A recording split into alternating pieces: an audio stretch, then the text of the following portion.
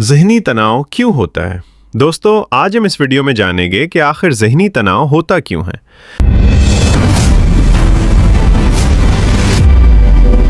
ذہنی تناؤ جدید دور کی بیماری ہے۔ اس بیماری کا شکار تقریباً ہر دوسرا فرد ہوتا ہے۔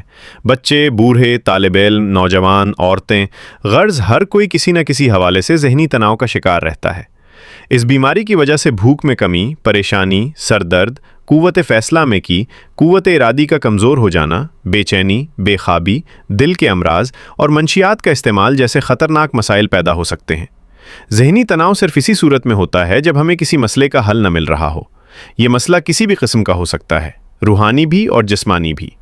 کوئی بھی مسئلہ جب مستقل طور پر لٹکا رہے اور اس کا حل دور دور تک نظر نہ آئے تو یہ حالت انسان کے دماغ پر سوار ہو جاتی ہے۔ یوں انسان ہمیشہ اس کے بارے میں سوچتا رہتا ہے۔ یہ سوچ ایک تناؤ کو جنم دیتی ہے جسے ذہنی تناؤ کہتے ہیں۔